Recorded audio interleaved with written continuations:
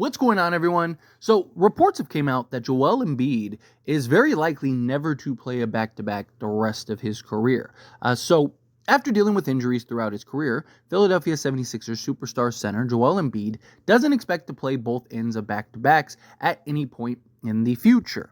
If I had to guess, I would probably never play back-to-backs the rest of my career, Embiid said, per ESPN's Tim Bottoms. Philadelphia president of basketball operations Daryl Morey shared similar sentiments. "We're going to be smart about it," Morey said. "Part of being smart about it is to have both Paul and Joel, George as well as Joel Embiid, probably not play many back-to-backs, if any." So I find this very interesting because, one, the idea is to protect and preserve Paul George and Joel Embiid, particularly come playoff time, as these are two guys that have a very extensive injury history. These are two guys that have had their struggles staying on the basketball court. So anything you can do to kind of prevent them from having further injuries, if you can cut their minutes down, if you can prevent them from playing back-to-backs, keep kind of the game amount low. If you're Philadelphia, you're a team that obviously you'd love to be the 1 seed or anything like that, but it's best to be healthy because with Paul George, with Joel Embiid, with Tyrese Maxey, you have enough talent to compete with anybody, especially if those three guys are clicking, all is working. Paul George was stellar in his first preseason game with them. And, if it fits and it works, then they're definitely a team that is in that conversation. Right now, I think Boston and the Knicks are the two at the top. Sixers, I think, can be at the top with those two teams. I just want to wait and see how does Paul George fit with Joel Embiid and Tyrese Maxey. Because you look at Boston, you look at New York. The difference between those two teams as well as Philly, because Philly has the depth, they have the overall talent, but you're introducing a superstar that's used to being the first or second option, that has never been anything less than that, who is now coming to a team where he's going to be at best the second option, but on many nights, probably the third option. So is there that adjustment period? Is there kind of this learning curve between this squad where it's easier to integrate kind of role guys that you're asking to come in and continue to play the role that they've played their entire career, as opposed to superstar that you're asking to kind of take a back seat at times and allow Tyrese Maxey, who's really emerging, and I do imagine will continue to improve, and very likely going to handle most of the workload, especially if Joel Embiid and Paul George are not playing back-to-backs, means a lot of it is going to be on Tyrese Maxey. So I want to wait and see, because we've seen teams introduce new stars and times look great, but then ultimately you see that they're not where they really quite need to be. I mean, even recently with the Clippers and James Harden, you look at the Phoenix Suns, right, where Kevin Durant, Bradley Beal, Devin Booker, right? Just because you add the names and the roster looks great, the roster looks like a superstar studded roster, doesn't necessarily mean that it's always going to work out. Even a team like Miami with LeBron, Wade, and Bosh, yes, they made the finals the first year, but they lost. Right? It took a little while for them to really kind of hit their stride and win a couple championships. So you're looking at this team, which I do believe Paul George fits seamlessly. There's a lot of talk about, can big threes still win in this league? And I absolutely do believe, right? The reason Phoenix is a disaster is because you have three players that are essentially the same player at different scales. And none of those three are versed in other areas to where, like size. Neither of those guys other than Kevin Durant can really play the three, right? And none of those guys are really skilled playmakers to where they can slot and play the point. So you have this just kind of logjam almost, this clunkiness to that big three, where if you look at big threes throughout history that have had success, you look at, KG, Paul Pierce, Ray Allen, look at LeBron, Wade, Bosh, look at LeBron, Kyrie, Kevin Love, right? You look at these big threes, they've all had multiple players that, yes, are stars, but they all play different positions. They all do different things, right? There's not this level of clunkiness. Right? That's what you have with the Sixers. You have Joel Embiid, who is a center that has the center skill sets, arguably the best center in the entire NBA. You got Tyrese Maxey that can be, kind of that combo guard, can make plays, as well as score the basketball, but he's clearly, a guard. And then you have Paul George, who can play the 3, he can play the 4, he can even play the 2 if you need him to, right? He's got that versatility, and he gives you different looks that Joel Embiid and Tyrese Maxey don't give you, and he's still one of the best two-way players in the league.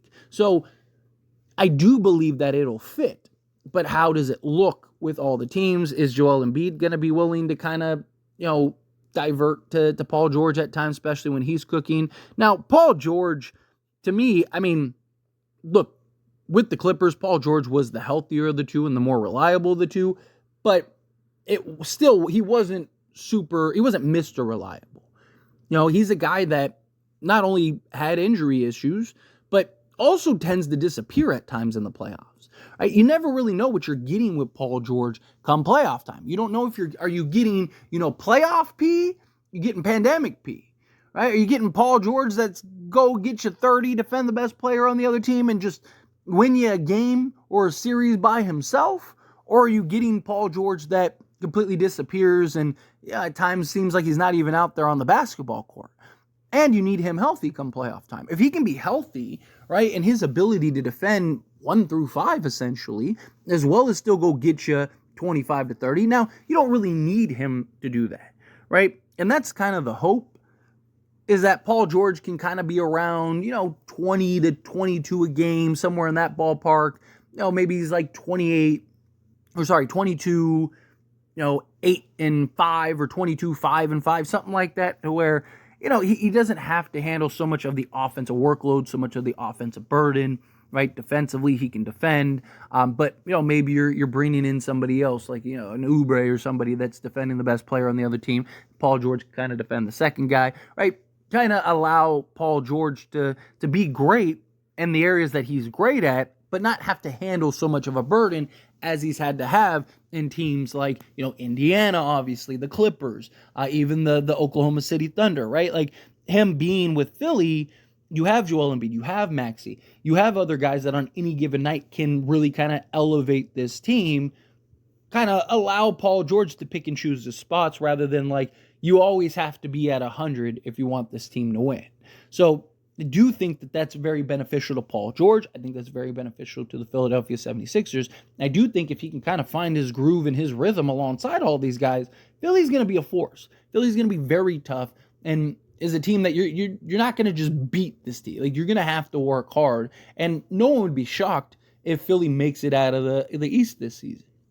All right, Boston, look, still a great team, still the favorites as they should be.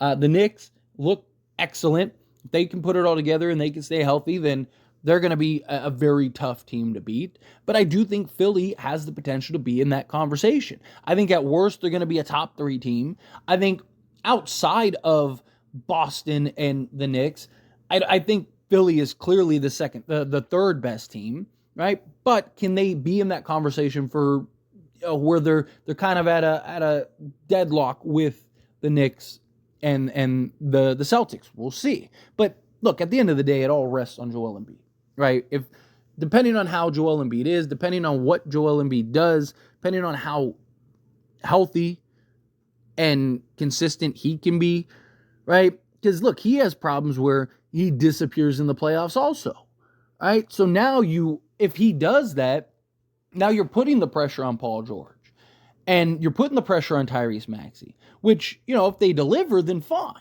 right? But you need to have that balance. You need to have that where Paul George is, yes, on any given night can go and win you a game. And if he's on and he's cooking, then fine, let him cook. Right? Let him do his thing. Let him go about his business. But if he is struggling and he is having that game, you need to be able to go to your best player. You need to be able to go to your superstar and the face of the franchise and go, hey, bring us to the promised land. Paul George is disappearing and then Joel Embiid disappears. You saw this with Harden, right? Like, Harden single-handedly won them a game, and then, like, where was he the rest of the way? Right? The same thing with Joel Embiid. And Joel Embiid has a history of being injured in the playoffs, right? So as great as this team looks on paper, as much talent as this team has, as well as this team could potentially perform and win championships, multiple championships even, it really is reliant and based on how good can Joel Embiid as well as Paul George B. Tyrese Maxey, again, is going to handle, I believe, a lot of the workload, but he's young, right? That's what you have him for. But how well do all these pieces work together? How well do all these pieces fit? And can you count on your stars in the moments where you need to be able to count on your stars, right? If you can, you're in good shape. And they're probably coming out of the Eastern Conference. If you can't, then you're probably losing in the second round once again. Right? But we'll see. We'll see how it all plays out. As always, this is a discussion, and I pass a question to you. Let me know your thoughts and opinions down in the comments below. What do you think? How do you feel? What are your thoughts? Do you believe in the Philadelphia 76ers? Do you think that they are up there with the Knicks and the Celtics? Again, I want to be clear. Like, I'm not saying that they aren't. Boston's already proven. They just won a championship. The Knicks were the second best team in the league last year, and they added Mikal Bridges, right? The second best team in the East last year, and they added Mikal Bridges. And I think if they weren't injured, they would have been in the conference finals. And I actually do think that they would have given the Knicks or the Celtics a lot more trouble than the Indiana Pacers did. But again, that's a big problem with the Knicks in several of the pieces. OG, Karl Anthony Towns even. But you add Mikal Bridges and Cat to that team, I do think that team is still going to be, at worst, second best team in the East. I think they're still going to be very good. And I think that you're integrating high-tier role players rather than superstars. Right? It's why it worked for the Celtics right out the gate. They add in Drew Holiday. They add in Kristaps Porzingis. You're just asking them to play their role.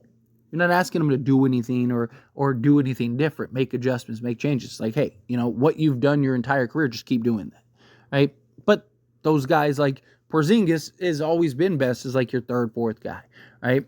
Drew Holiday is a guy that is a plug and play on any team in the league, right? Adding Paul George can be a little different. So I just want to see a little before I crown Philly like, hey, they're the best team in the league. But do you feel differently?